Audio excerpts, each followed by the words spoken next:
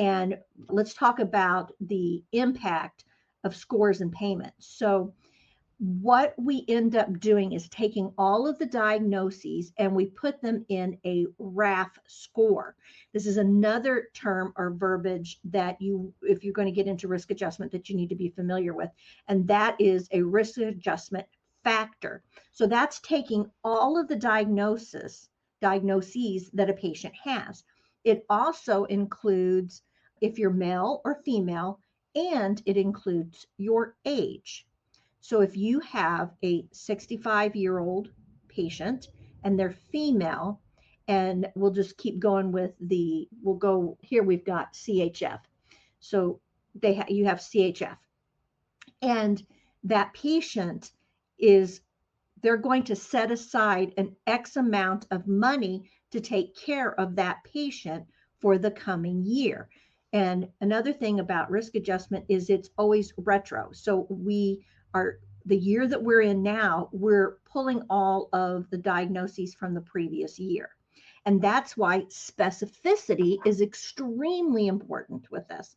Now, the example we're given is look in option 1. You have obesity. Obesity does not have an HCC.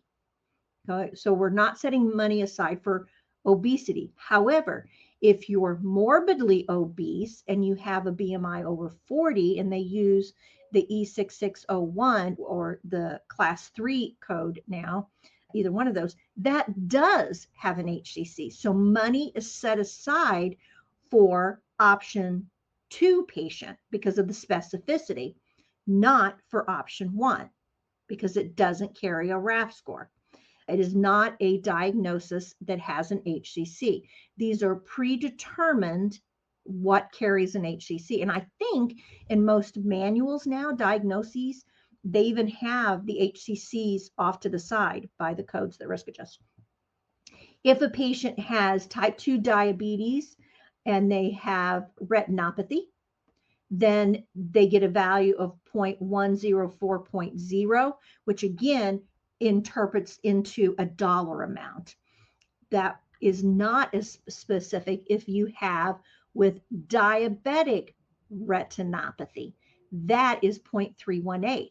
So you can see that 0.104 in an equation is not going to hold value as much as 3.318. Now, as we look at these other codes, I won't go through all of them, but I do want to bring up that now, if you have multiple diagnoses that compound each other or exacerbate each other, they recognize that. So they give you, I call it a bonus, but a little uptick in the risk scores. So the first patient has both CHF and diabetes. So they're going to get an additional 1.154 added to their RAF score. So they get more money because when you have a diabetic patient that's CHF, both those diagnoses is going to be more complex. It's going to take more money to budget for that patient.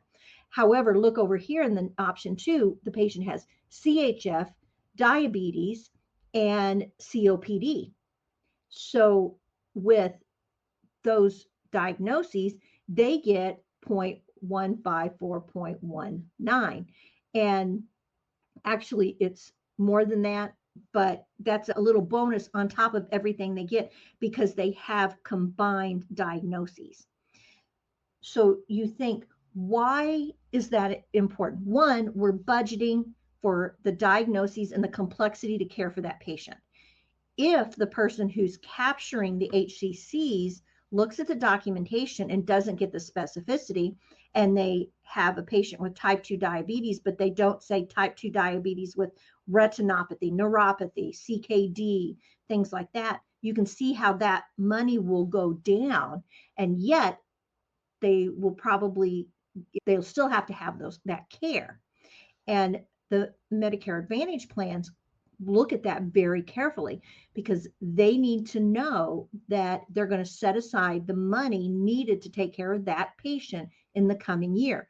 They're banking for that patient's care because they know specific diagnoses take this amount of money to take care of and that have more complications as you get combo codes and stuff like that.